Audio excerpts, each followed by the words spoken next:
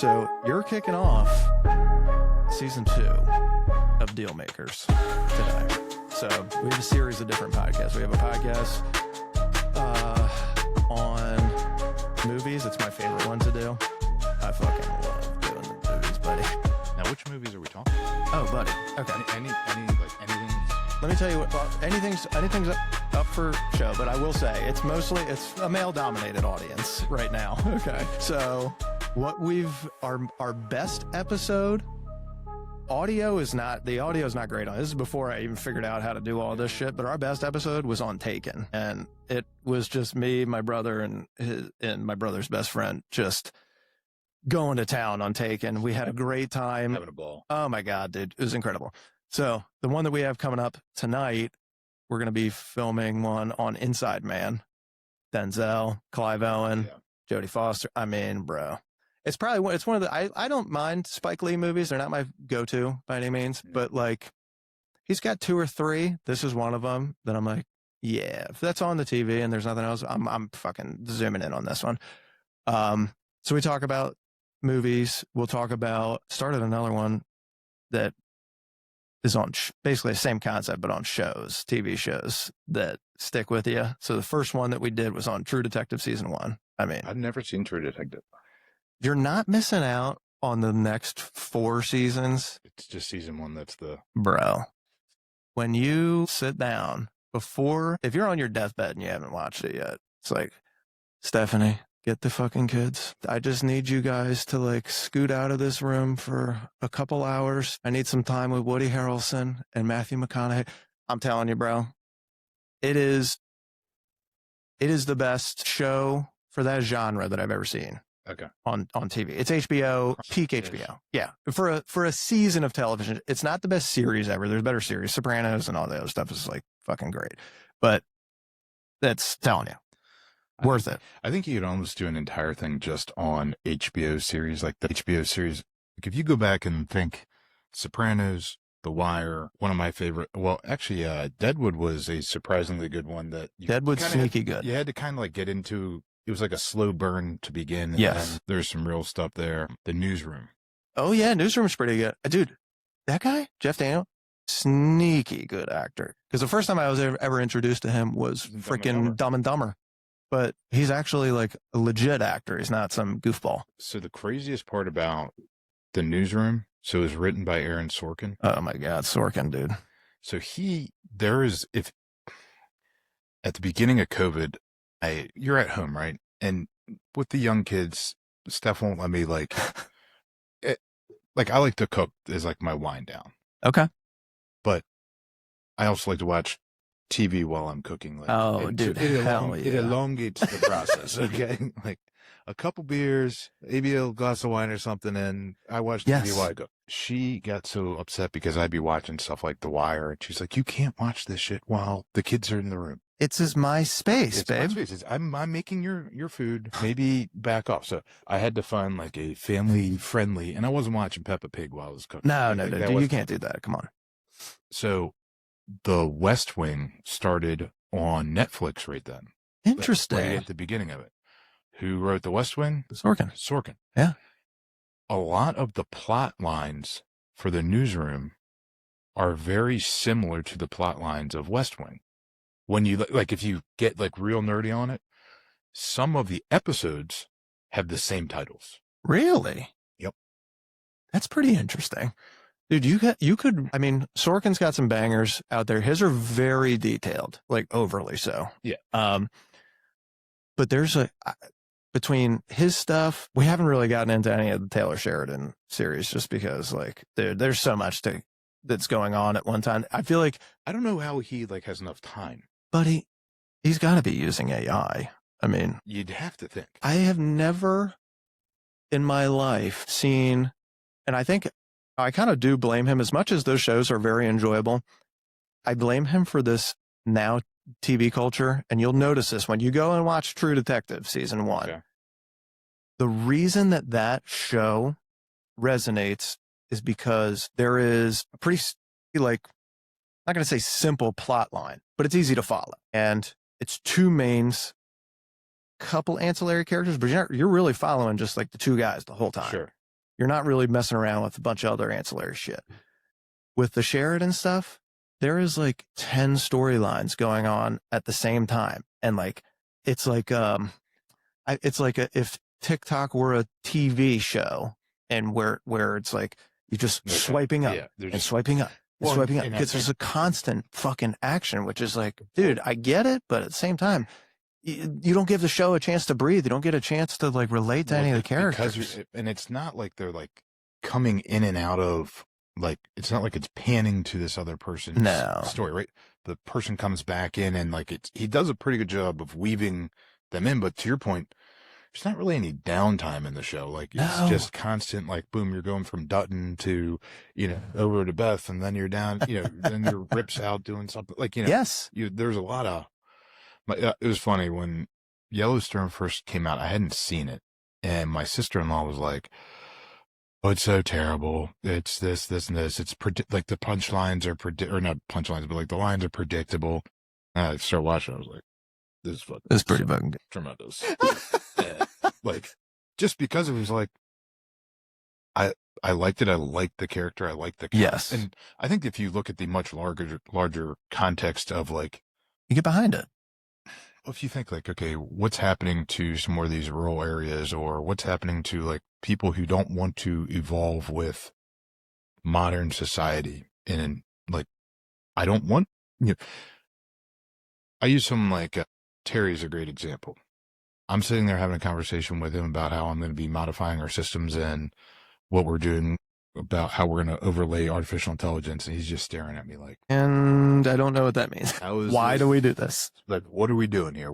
And you see the generation of students that are coming through middle, high, college. Like, even it's interesting, like you talk to like law school professors about it and their use of AI. Like 2 years ago or a year ago, you weren't allowed to use any artificial intelligence in any of your paper writing and anything. Now they're upset if you don't, and how quickly that's shifted.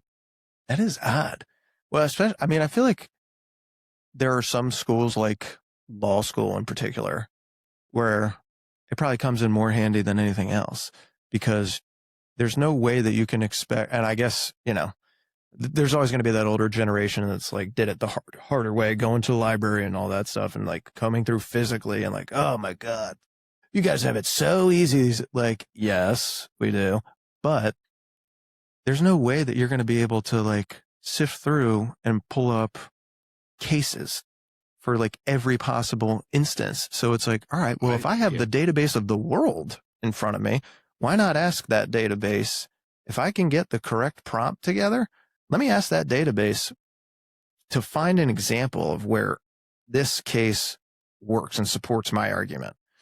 Well, and the other part about it too, like, I mean, I'll never forget when I was in law school, they made us literally go to the law library and go through the card system and like look up cases and physically through that. Oh, yeah. And you're like, man, that was rough. Man, this sucks. But like, even then they were bitching about like how, oh, you guys have it easier with Westlaw or LexisNexis. Well, now it was really interesting. I was talking to one of our litigators and he was talking about how they had, like, he ran something through, it's called Co-Counsel. It's a AI-based product through Lexis or Westlaw. I forget which one, and you can run it over, and he like ran his argument through and asked if he was missing anything. And it came up with like 2 other affirmative defenses that he hadn't considered that wildly changed the effectiveness of his argument. Pretty damn good. So it's not like doing the whole thing, but you're supplementing and looking for holes in what you're doing. Yeah, exactly. Poke holes in me. I think that deep research component to it is very interesting. And I think it's the automation of more simplistic tasks. Like, all right, if you think about what we're doing when we're handling a closing, again, call it 50 touch points through a file. You've got a lot of it is data entry where you're trying to coordinate through different people. Like, there's been AI in the background of a lot of this over time, but now that speed to information, and in our role, it's an information gathering role. Like, I've got to rely on the agents. I need to rely on the consumers, and they all have different levels of sophistication. Now, think about it this way. It's true. There's very few industries where you have to build a product that will resonate with an 18-year-old all the way to a 95-year-old. It's a wide range, bro. it's a real wide range. And so you're trying to create a one size fits all product for a gap against massive generations of varied sophistication technologically. And some people are like, I don't want to do any of this. And you're like, this is you go to the doctor's office now and like, they're like, we're going to send you a text and you can fill in all the information that you would give us sitting in our waiting room, 15 years ago. Yeah, exactly. And, the doctor's like using like an AI script to listen to the whole thing. I'll come out of my doctor's office and I get like a AI summary of our visit like 15 minutes later. Look at you. Damn, dude. But it's kind of neat. You're like, I'm not sitting there trying to write, notes on my phone to tell my wife how, screwed up I am. Like, I'm like, here's the summary. I don't have to. Just here you go. That is, you know what? It is huge for that. That would be freaking perfect. Cause I don't know about you. Like yes, I love my wife, but I always get those texts like, how did it go? And I'd be like, I'm irritated when I get those. It's like, I just went through it. I don't want to have to like relive the whole thing again. I would love it if somebody could just auto reply to that. This is exactly it's just give you the highlight. Right? Just let me give you the high blood pressure. Here's this, here's that. Like, I have to go on this medicine for a little while. Then you do this. And then, okay, here we go. Let's keep exactly. But I feel like it too with the AI stuff. It's especially in your business, in the title world, with the advent of technology and how it's been evolving. I mean, dude, look at how fast AI has progressed in the last year, 2 years. There's more ways for things to go wrong because of how much more technology is involved. So with every step or two that we take forward to make it a better user experience on the back end, not you guys in particular, but like out in the world, there are just as many people looking for ways to use that technology against the consumer, to use it against the title folks. For the longest time, we've talked about wire fraud, right? Oh, yeah. And it's only elevated the concerns and the issues around that. And because, it's not like, hey, you're getting the Nigerian prince email. No. Like, that's not the email. The stuff that you're getting is really sophisticated. It looks just like you would get from a title company. 10 days ago, we got someone impersonating a seller, and they had fabricated a fake ID for their identity verification. Wow. Damn. And so, like, this stuff isn't like, I think you see a lot of these things in, like, if you're reading Housing Wire, if you're in, like, you hear this stuff people talk about, you hear about it in continuing education classes. You're like, oh, well, is that ever going to happen? Like, I remember when our first seller impersonation happened in Anne Arundel County 4 years ago, and everyone was like, is that real? I'm like, no, it's happening all of the time right now. Tell me about that story. That one. You don't have to use names, but no. I'll protect the less than innocent in this moment. But essentially, someone took a listing. Yep. They did no due diligence. Just threw the listing in, down in South County somewhere. Let's say they list the lot for $250,000. Buyer comes in, says, "Oh, I'd love to buy that. I don't think it's worth $250. I'll give you $125. Sold." How many times are in negotiation you're like, hey, I'm going to take a 50% haircut on? Never. Like, yeah. First red flag. First red flag. Okay. Like, boom. And then it wound up, that one actually, the deal went through. Shut up. And when the money went to be wired, the bank bounced the money back because the account name that they had provided didn't match for what it did. So we were able to call back the money on it. In that instant, it got really interesting because then we started like doing some additional due diligence. There was a fake closing notary that had been done out of state. And this is one of the other things now that you're running into a lot because no one actually wants to come to closing. Like, it's apparently like, no, we can't be bothered. I got to see people? No. I don't want to see. Oh, yeah. But, you get to it and like, everyone's like, oh, my seller's out of state. So that there's a couple little things that can occur along the way. And ultimately, we wound up tracking down. This was like at the very early stage of the seller impersonation. There's been a lot more procedures in the industry that have been put in place since then, but we wound up actually finding the owner of the lot and we connected him with the guy who wanted to buy the lot. Yeah. And then we actually did the deal with the real guy later. Oh my God. Thank That's God. the best. Like, it was the best part of actually coming. Sir, would you actually take 125? I think we ended it at 175. It was just a very interesting, like, how it all came together. Dude, that's crazy. I feel like stories like that are going to populate more. I mean, shit, even scrolling through social media, you see, this is not real estate related, just like random videos. You're like, oh my God. And you think like somebody did something crazy or whatever. Or there's a fucking tiger that's driving a car, some shit, and it looks real. Nah, wait a minute. How stupid am I? Like, it can possibly be real. One thing they're talking about now is like how we as humans are starting to distrust what we used to think was real. Yeah.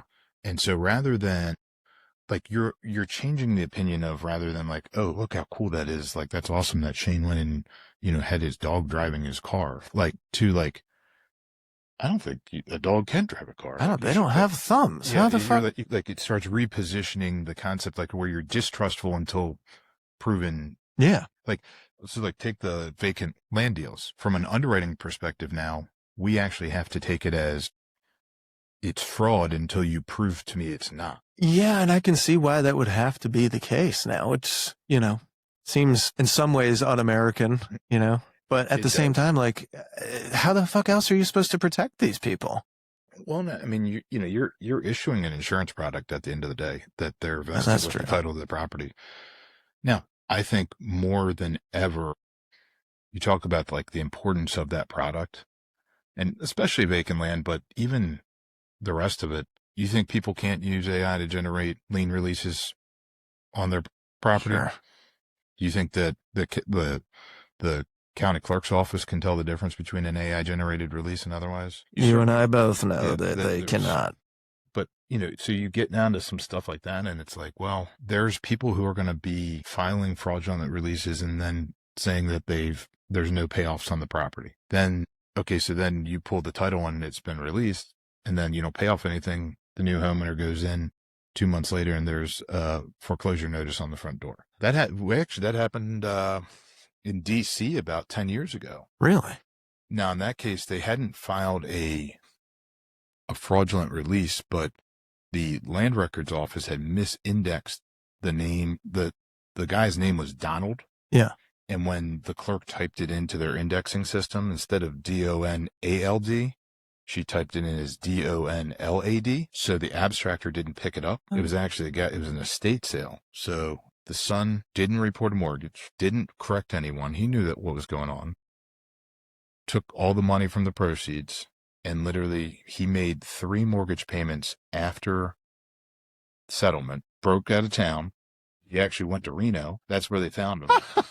But that was a claim because the homeowner got a foreclosure notice on the front door of their house and that they're getting foreclosed on. And it was because of that misindexing error. And, people all the time are like, well, if you guys do your job right, there's so many extraneous factors. It's not me doing my job right necessarily. I mean, that's a component of it, but it's the clerk's office. It's someone. And now a lot of these places, as we're doing electronic recording now, the clerks aren't inputting the information.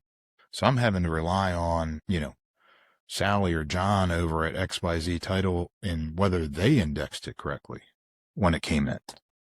That's a lot of trust in people that I don't trust. Exactly. Like any other, vendor relationship out there. You never know. Like, I don't know. You just don't know who you can trust on stuff. And like, there's too many, like any other set, like there's good shops, there's bad shops, there's great shops, like anything else, but it's usually comes down to what level of detail and can they provide, and are they educated on the product and what they're doing?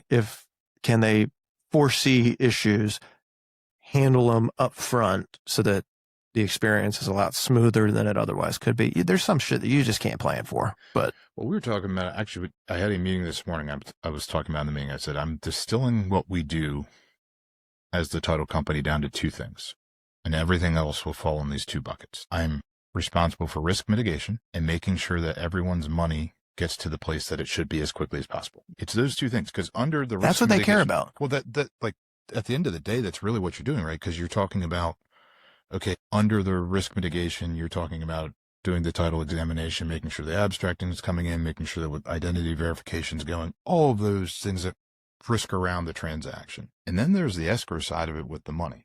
Yep. And how many times can you get, I probably move 20 million a day through the escrow accounts.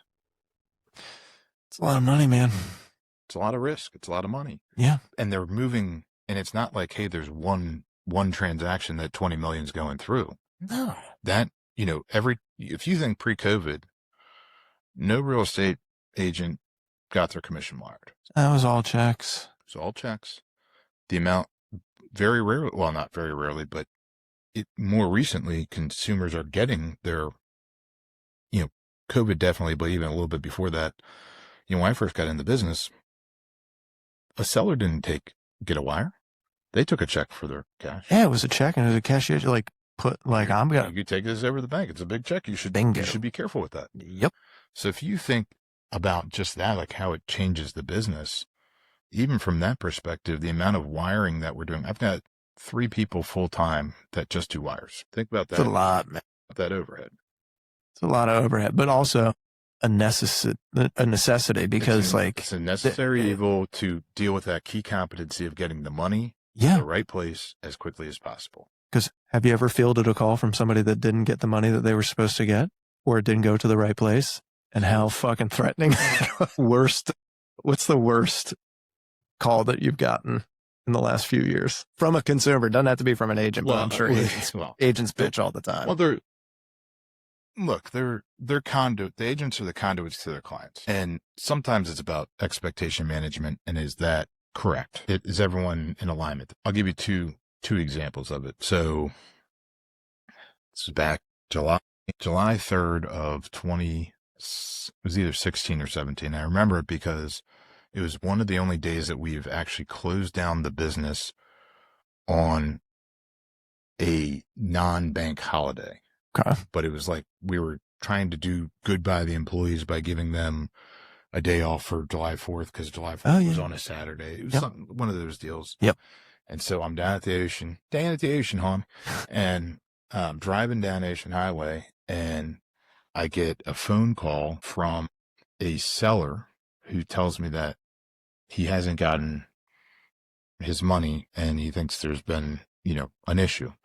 It was actually a fraudster that had called my cell that was purporting he had hacked the email of the seller, and it was a power of attorney situation. The guy was out of the country already. Oh. And so I was talking with the fraudster. Yeah. And that was like when you start talking about inserting fraudulent wiring instructions.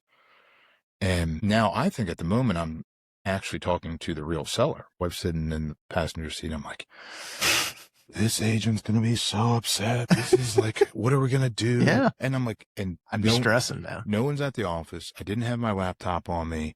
I'm like, I'm not going to be able to send this thing till Monday.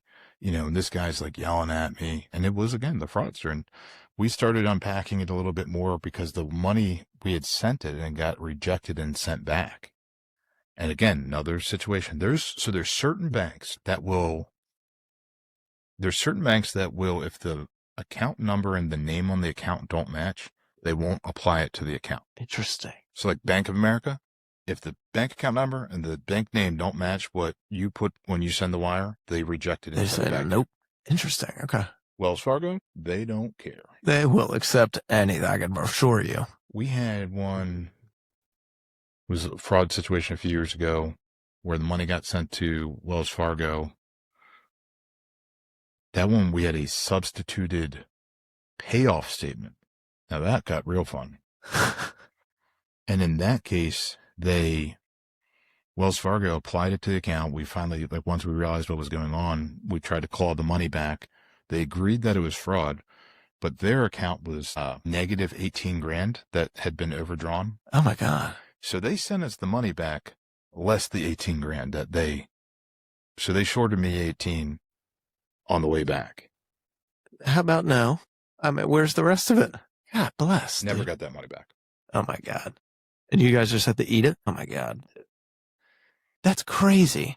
That's why, title game, the margins are not as good as everyone thinks. And the risk is incredibly high. Yeah. You know, when I talk to other title company owners, especially if I'm trying to either have them join us or sell to us or, you know, whatever our proposition is for that particular individual, I would say, like, I haven't slept in 15 years. Ever since I took over the escrow accounts, I have not slept well. Yeah. Because I'm always concerned about that. And part of my value proposition to them is, would you like to sleep again? It does sound nice, doesn't it? I mean, the gray hair is coming in quite rapidly. I think, look, man, I don't know if you have a little Just for Men going right now, but it looks fantastic. You should see it with the gel out of it. It's a little rough, but like that, there's an inherent like stress factor that goes with that. But, you know, it's very interesting because in all these situations, everyone's got a little bit something. You know, we had one 2 weeks ago, 3 brothers were selling. All 3 had bank accounts at the same bank. Yep. Dad was running the show for them. 3 wires sent out back to back to back. One deal, split proceeds. 3 brothers. Brothers 1's wire hits. Brother 2 wires hit. 3rd wire doesn't hit. We've called. We verified. This guy's yelling at us 10 ways till Sunday. He's hot to trot. And, you know, he's implicating that he wants to sue me and that what have I done with his money? And I'm like, I've done this exactly pursuant to the instructions you've given us. I've verified it's left our bank. I verified it's been sent to your bank with your instructions. They have it somewhere. No, you're wrong. Blah, blah, blah, blah.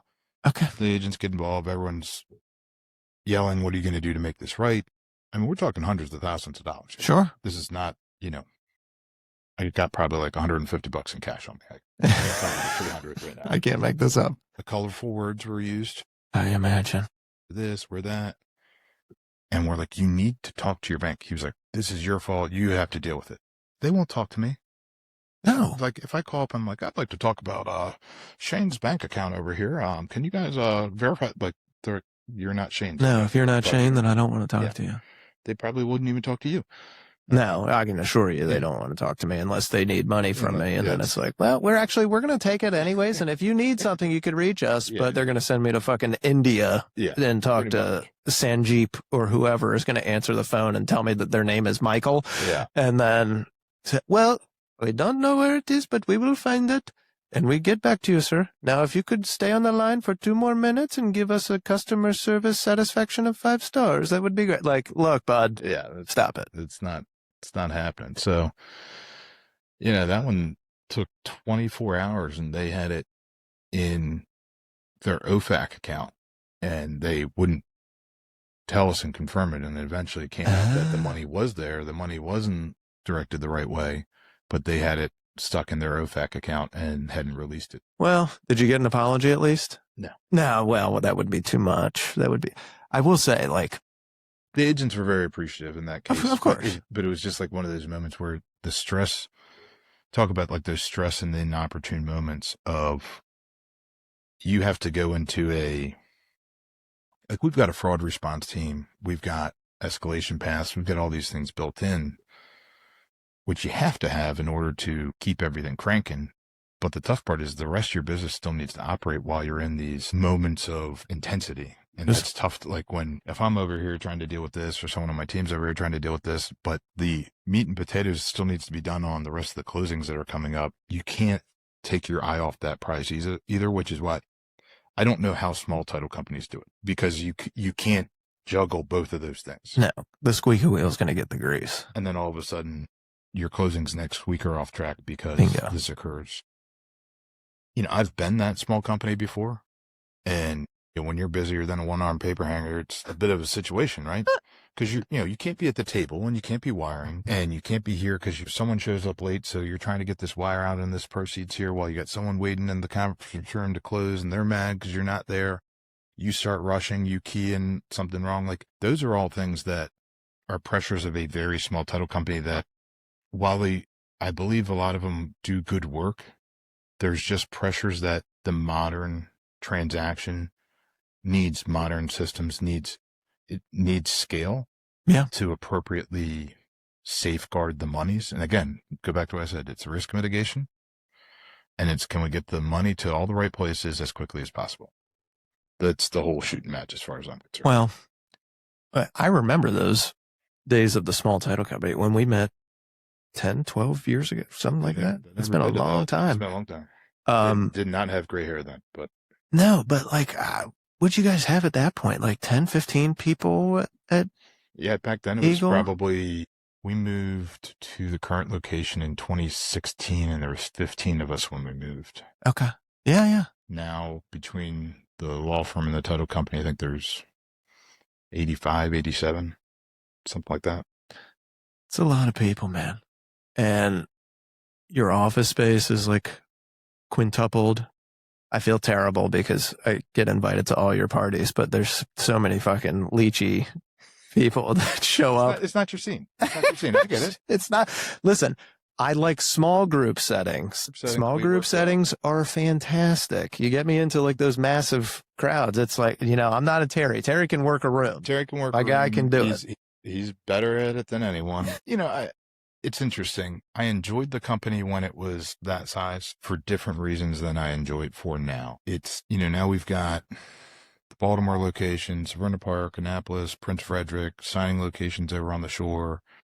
And to me, it's part of a more globalized strategy of, you go back to like the concept of people don't want to actually attend closing or they don't want to do this. Well, the best way that in a lot of ways that we can mitigate the risk is getting them to a location where I can verify certain things. And I would say I can curate the experience better for them, whether they can value that up front or not. Once they come in and they're like, okay, always depends on the person. I used to remember when I go into certain brokerages and like they've got like these small little table that you're signing and it's got like an accordion wall and you can hear the people in the room next to you. And I'm like, this isn't an experience. This is a confidential set of information. Like, let's, you also have people used to like actually like dress up to come to closing. And, that is true. You'd have people in like a coat and tie and like coming in, dude. And then now it's like you get some yoga pants and, a cut off tee and you're ready to roll. Yeah, I'm here to shine. Yep. Well, let's do this thing. I remember dressing up to go to closings and now I feel like I only attend like 25% of them. And it's because I don't know if there's an option. Like before there was no option. You go to closing and you are going to, that's how you get paid. So because that's where you're getting your check, right? Exactly. So all of a sudden you take that component out of it. And I think there's less incentive to do it. Now, what I will say, and I see certain lenders do this that are pretty good where they'll come to closing and, it used to be from the era of like, they were bringing the money. Oh, bingo. Yeah. Yeah. And so that was their role.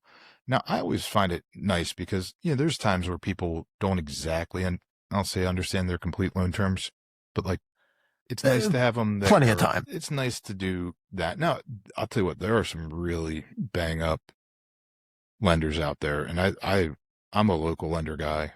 I think it moves the needle when there's an issue. And there's almost no transaction that doesn't have something going on. There's always something, dude. Like if I haven't gotten over a hump yet, if like there hasn't been a hurdle we've got to get over, I'm like concerned. So I'm like, what is going on that this hasn't popped up and bitten us on something? Yeah. And look, when I went to law school, I would say it this way. I'm classically trained in worst case scenario. It's got to be a real bitch to be married to me because I walk out and I'm like, I think it's going to rain today. And Steph's like, it's 95. There's no humidity in there whatsoever. I'm like, I don't know. I got a feeling my knees hurt. That ACL injury from 30 years ago is really cranking up on me today. That's right. That is actually the worst part about getting older is you're like, I'll literally wake up and outside is, and she's like, how do you know that? You can't hear it on the roof or something. My eyes are closed. I'm like, the curtains are shut. I just have a feel. I know it. Like my left knee is screaming right now. And I know there's going to be some ibuprofen in my future. You better believe it. That's for breakfast, lunch, and dinner. It's one of those deals, but you almost have to be a pessimist and not in a way of like, it's tough because I don't want to have to look at the world that way. But what I'm trying to do is I think there's too many people that have an overly positive, everything's just going to work out mentality. For sure. Yeah. And the problem is that in my mind, they're not mentally prepared for the problem solving of when it doesn't, when it hits the fan. And you're like, and then they're like, oh, what do we do? I'm like, oh, I've already been thinking about this 10 ways till Sunday. Yes. On how we're going to solve this problem and get ahead of it and then be ready to roll. And I think that's the biggest difference maker for me is like, if, as long as I'm ready for it and I come in, I'm not overreacting to the situation, or you're not getting my first reaction because it's already been Oh yeah. banging around in my head here a little bit on like, all right, if this happens, what do we do? If this, we're always working 2 or 3 solutions for every problem, because you don't know exactly what's going to happen on, if the money doesn't come in, if this doesn't happen, or there's an issue. I would say, if I've got a closing, let's say there's a closing at 10 o'clock, and at 9:40 I get a call to my cell phone. It's not good. There's a walkthrough issue. I know there's a walkthrough issue. Withhold that fucking money. Do not let it go at all. They took the curtains. That's so true. I remember when I first got into real estate. I'm in year 13 or whatever now. Because we got connected like pretty early by our boy Matt Nader. And I'm going to mention him in a second. Local lender. So I remember particularly my first year, maybe 2, super green, like excited to just do something different and to try and capture some of that entrepreneurial spirit. Like, man, I don't really know what I'm going to be good at, but I got to be good at something. I'm pretty good with people and just talking with them, getting to know them, figuring out what they want. I don't know everything yet in real estate, obviously, but I feel like if I can connect with people and I can study the market and stuff, and I like houses. I've always liked going to the houses. It's awesome. It's fun, dude. Who doesn't like being a voyeur? Right. So I'm like, this is going to be great. So I remember the first few closings when I finally worked out, I was like on top of the world. I was elated. I'm happy for me, happy for the client. Over time, that feeling of elation went from, let's say it was a 10 out of 10 down to like an 8 out of 10, down to like what now is dead. I'm no longer happy when something goes through. I'm relieved when it does. And I think that's because, well, it's because you have the experience that exactly. I know it can go wrong so many different times. And I think I always find it funny. And again, I don't go to the table as much anymore. I have kind of a few sets of clients that kind of were my OG clients that I've just kind of held on to because I valued what we did together to get everything going. And like, I think there's another value of still going to the table for me running the company, because I can see how our processes and our systems are working. Yeah. So like, I have got real firsthand experience. I'm like, hey, you guys thought that welcome email was fantastic, but this isn't exactly landing the way you thought it was, because you're seeing the real time thing. So there's still a part of me that's good from production that helps me lead the company better. But yeah, like when you've seen it, and I've long ago joked that I'm going to write a book one day called Tales from the Table. Oh, that's great. It's just going to be like patent pending. Nobody touch that. Pending, don't touch that one. But it's if you think you couldn't make it up, I've seen. I'm probably 26, probably over 30,000 transactions now. I've seen some stuff. I've heard some things. I've seen some things. But like in that time, to your point, or yes, they took the curtains, or someone took a chandelier one time. So like they didn't put it as an exclusion, or they didn't know, there was this one, the hardwood was scratched when they were moving the piano. Yes. And it was like a bamboo inset with a compass rose. No one could actually value what it would take to repair that. So you pull a number out of your ass, yeah, from some side, and say, everyone's like, $100. Yeah, you're like, well, if you want to do this on the sheet, like, we got to make sure the lender's okay with it, and it's on the seller side. What does it matter? I'm like, anytime you're doing an escrow and there's a lender involved, what are you talking about? There's something wrong with their collateral. Yes, like they care about. We went and there is damage to the roof. The lender will care about that. You better believe it. Because they got to be, first of all, most of those lenders got to sell that loan. Oh yeah. That loan's already been sold before you even get to the table on it. And I think ultimately with what we see with a lot of this is like people don't understand the why behind it, which is you're constantly educating people all of the time, but I think too many people don't do the proactive work to, look, if you're going to have, and a lot of the agents that got into the business during the COVID era have never seen the current market that we're working in right now. And so it's like, all right. I've been in much longer than that, and it's still hard to get a hold on. Like, I think I got a pretty good handle on it and what's going to happen, but there's still some things that I see. I'm like, Jesus. I remember, I think some of the first deals we did together, I actually talk about you quite a bit when I talk about agents who've worked their way through different markets. Yeah. You are actually the example I use, because I remember one of the first deals we ever did together, we actually did like 5 of these in a row. And it was just the market in that era was the short sales. Yeah. We had like 4 or 5 files in a row that were just all short sales. And I promise I'm not going for these. Like, it's but that was what was available in that time, right? That was the inventory that was available. And I remember the way I taught, at least the way I remember it, was there'd be times where we'd be in that deal for 9, 10, 11 months, and you're getting a check for $4,500 at the end of it, and everyone was happy. Hell yeah, look at this. Finally. And like, if you look at it now, if I said to you, Shane, are you willing to work for 10 months for $4,500? You'd be like, well, I don't know that that's the best use of my time right now. But, I mean, there's a time value of money. Now, when we're first getting going, I'll try to take anything. Like, I'll do whatever. I think that's where you start, like, as the businesses grow up, as you start seeing these different angles to the business and seeing where it's coming. Now, the short sales really haven't been a thing for a long time, but with the appreciating value, that the short sales haven't been prominent whatsoever. I mean, hell, you haven't even barely seen foreclosures. That inventory has been just.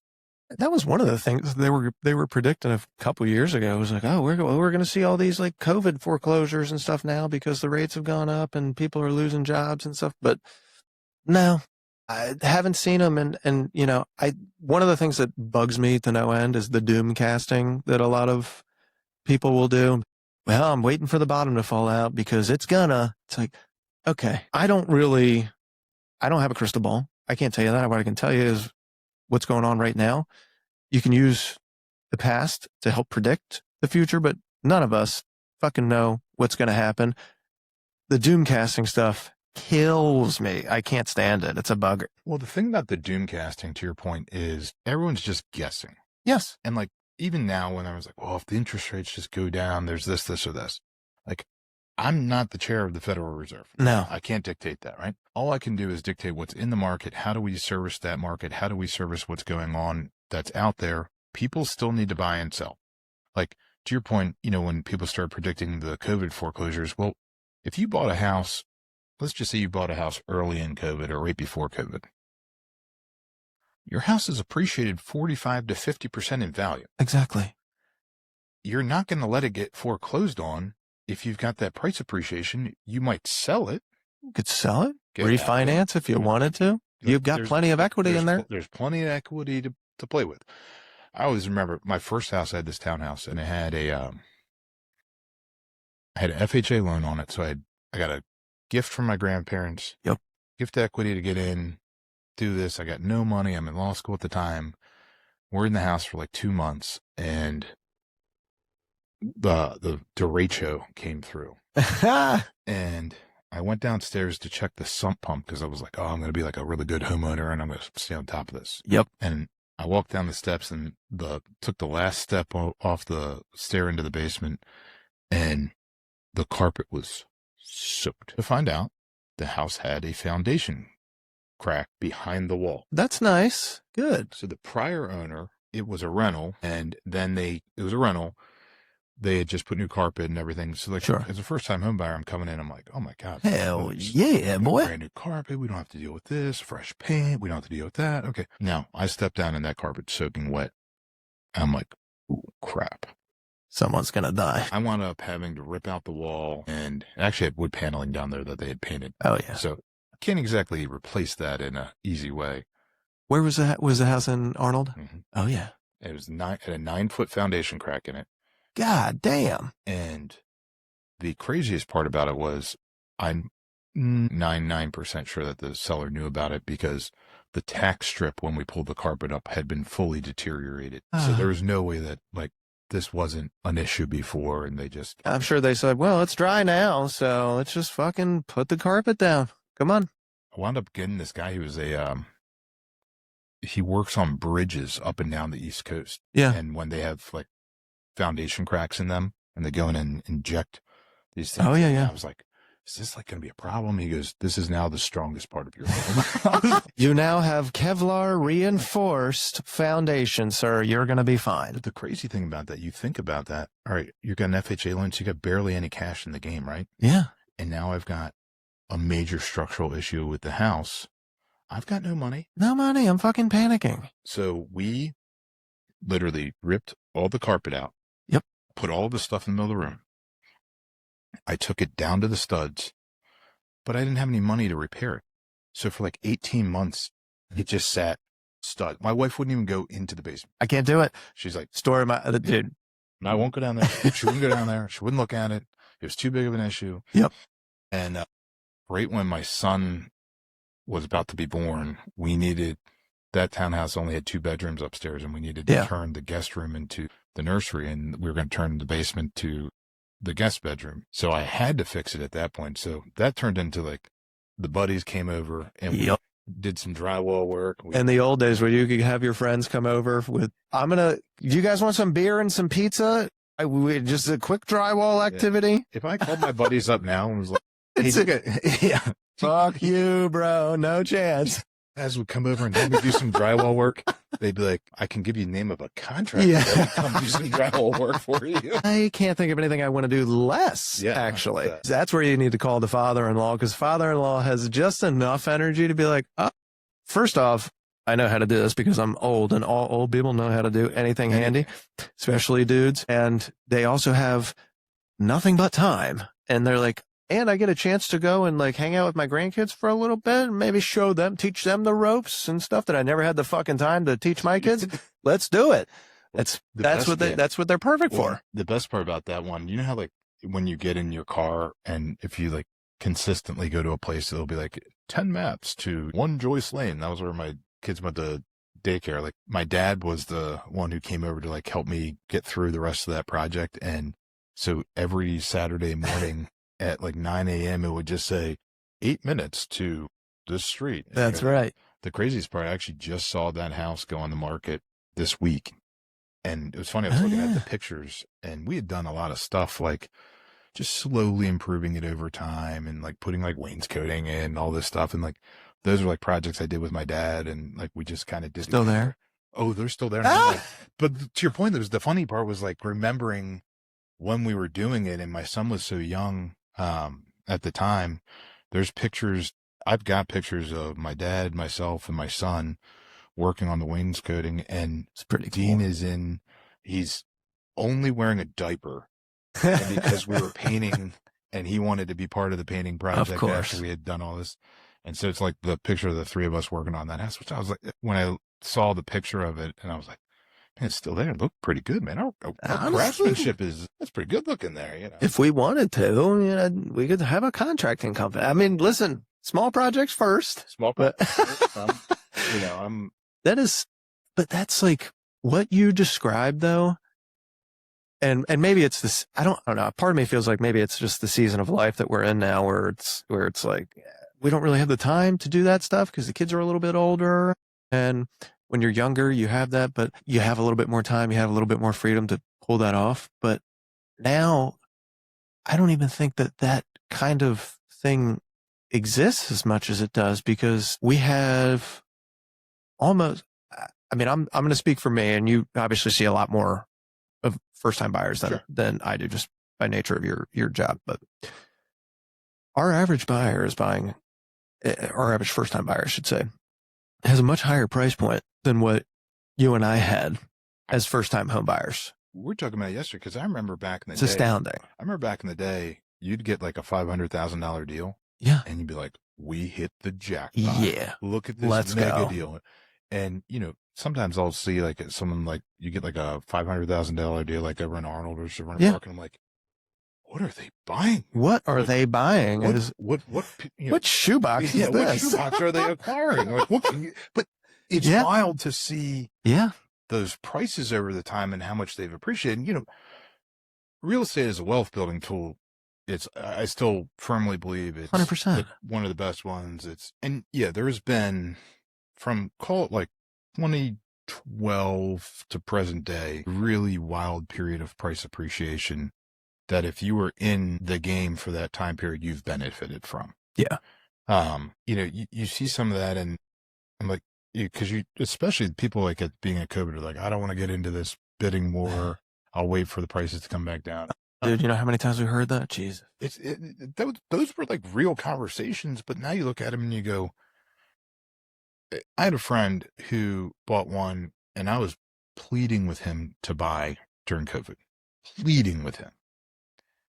And he didn't buy. He wanted the prices to come down. He wound up buying a house that was probably 300 grand more expensive than he would have paid at the beginning of COVID at an interest rate 4 points higher than he paid at the beginning. Yeah. And sometimes it's timing. Like, you know, maybe it's not the right time in their life to make that move. And like that is definitely a big part of it. But sometimes, like, if you have the ability to do it, I have a lot of friends and clients that do that game of like, I don't know. My dad's one of these. I love my dad, but like, he's like, well, I don't know. And we were looking at, he wants to move to Eastport. He wants to move to Murray Hill, somewhere where it's like walkability. Walkability. It's awesome. But he also wants parking. He's got a healthy budget, which is great. But he's like, I want parking. He's got a dog now, which growing up, having a dog at our house would have been fucking not allowed. I can tell you that. Oh, talk to old Jim Pop. Oh, he's growing up, we were not allowed to have this, okay? Now, I grew up in a boating family, and we'd go out, and I call it glorified camping because that's really what it was. Yeah. We didn't have a camper. We just had a boat that we'd take out and anchor out every weekend. And better than a camper, I can tell you that. It's probably better than well, in some ways,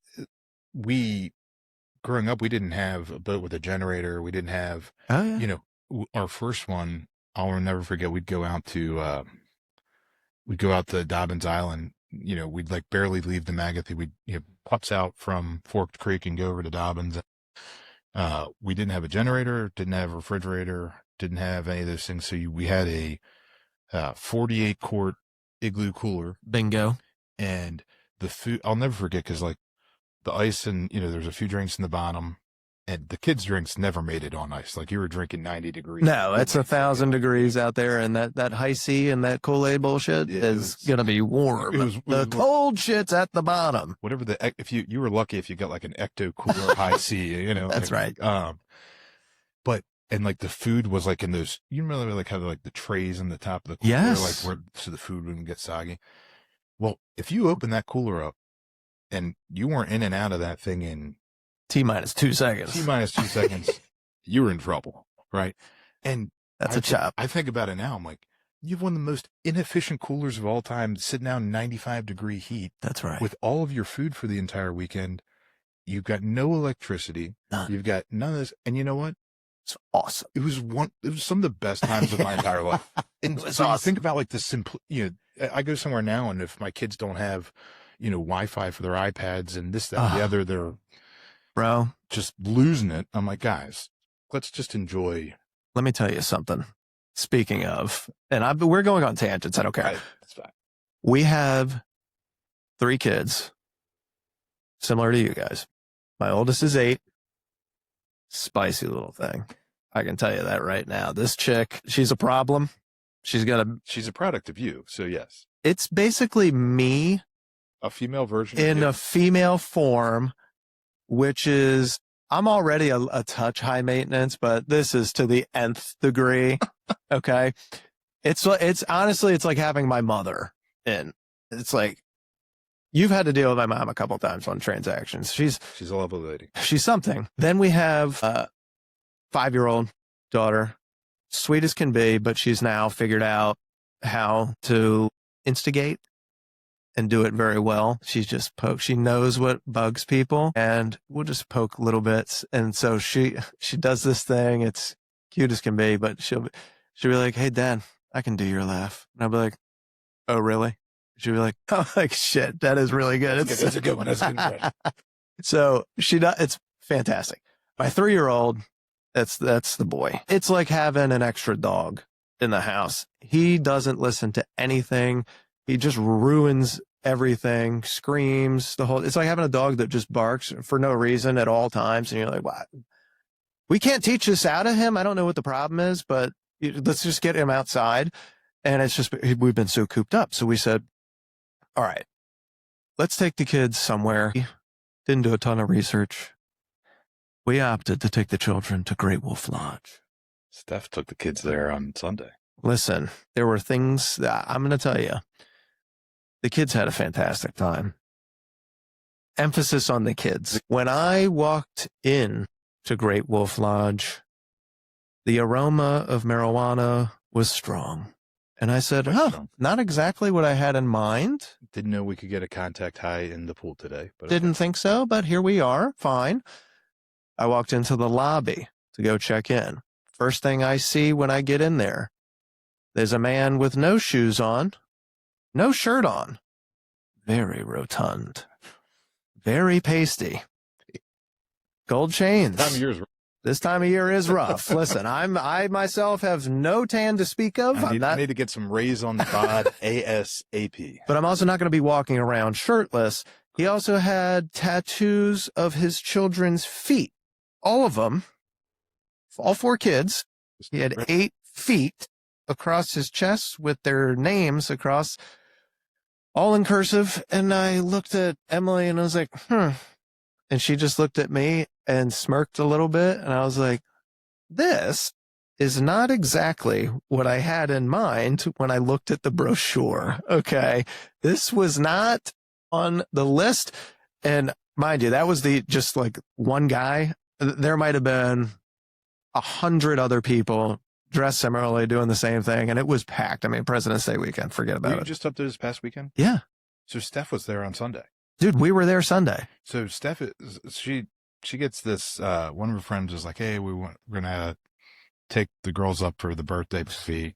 And like, we just want to get away for a night. And Sure. She goes up, and I had a procedure on Monday. So I had to stay home and prepare for it. Oh, God bless you. You made the right choice. I'd rather have had a procedure. Well, I'm literally getting text messages being like, someone has shit in the pool. Yes, dude, someone did. Someone shit in the wave pool. Okay, I tried to tell the people that Steph is going to die when I tell her this. Dude. She was like, I'm literally getting text messages like, someone has shit in the wave pool. And she goes, then we went to this other pool. And then I look in the water, and it was like the scene out of Caddyshack where like there's the baby Ruth.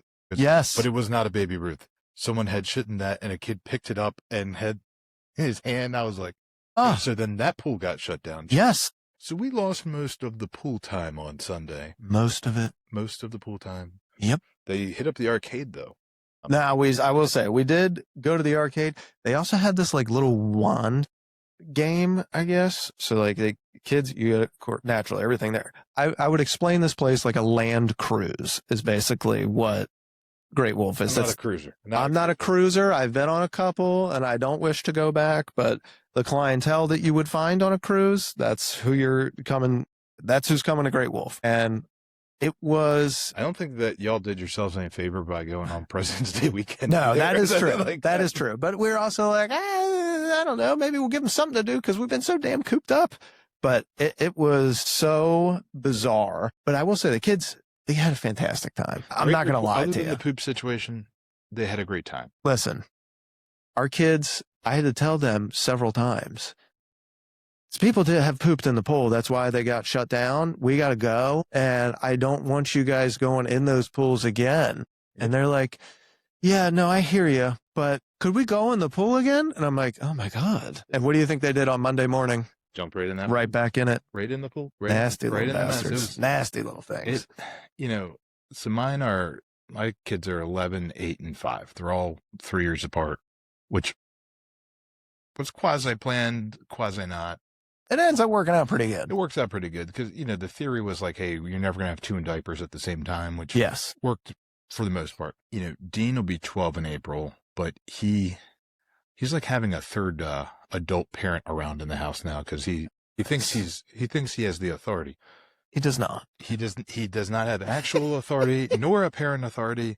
he just chimes in and wants to do some parenting. And Yeah. I'm like, dude, once you do your homework, once you do clean up your room, once you do all the things I've asked you to do, maybe you can chime in. But right now, leave your sisters alone. This is an ongoing problem at our house with our oldest, who also thinks she's their mother. Oh, it only gets worse. I will tell you that. Oh, fantastic. I look forward to it. So my middle, her name's Blair, but her nickname's Bear. Yep. And my brother nicknamed her Blair Bear, and then it just got shortened to Bear. And when Dean starts screwing with her, I'm like, don't poke the bear. Okay? Do not poke the bear. And he just can't and then, I gotta do it. And then she starts needling with my 5-year-old. Huh? And getting her all riled up. And then so I'm going to her, I'm like, do you remember when Dean does this to you? How does that make you feel? She's like, terrible. I'm like, then why are you doing that to your sister? Dean's never had that done to him because he's the oldest. Yep. You know better because you've already been there. Dude, it's exhausting because they will continue to do that shit. And it's like, even though it feels really bad when somebody does it to me, I feel good doing it to somebody else. That's it. It's the devil on the shoulder, man, that takes over. I joke a lot about it. They're good kids. There's never more I appreciate my kids than when I'm around other people's kids. Oh, that's true. Yeah. And I think kids take on the personalities of their parents at some level. And Steph is super chill. I mean, you'd have to be super chill to be married to me. Like you'd have Be very type A. I'm not type A, but Monday through Friday, I give a lot to the shop. Okay. Yeah. I'll give you an example. So last night, I had an event I had to go to. So I'm calling Steph at like 6:15, 6:30. She's like, hey, sweetheart, are you on your way home? I was like, no. That is going to be a no for me. She's like, oh, what time are you going to get home? I was like, so I forgot to tell you that I've got an event that I was started at 6 p.m. tonight and is going till 10. And I said, but I'm self-reporting, so I can't get in trouble. And she's like, just because you self-report doesn't mean I can't be mad. I'm like, no, it does. If you self-report. I've self-reported. I self-report. I don't know if you heard that part. Yeah, it's a self-report situation, okay? I can just see her on the other end of the phone and be like, what the hell? What the hell? And yeah. that is, we're trying to get better at it. I bought her, it was like the most romantic Christmas gift you could buy, which was one of these 27-inch skylights. Oh, yeah, dude, I got one. Thing. Yes. And I was like, I thought you were going to go with edible panties or something like that. No. Yeah, that probably would have been more romantic. But I said, what's better than a digital calendar? Dude, they're awesome. We're in the early stages that we haven't gotten my calendar downloaded into the skylight yet. I hear you. Which was part of the scheduling snafu. Sure. Well, listen, that's part of it. And these things will come, though. This is technology. You know? Get there. I'm trying to get the sync going, figuring out how this is going to work.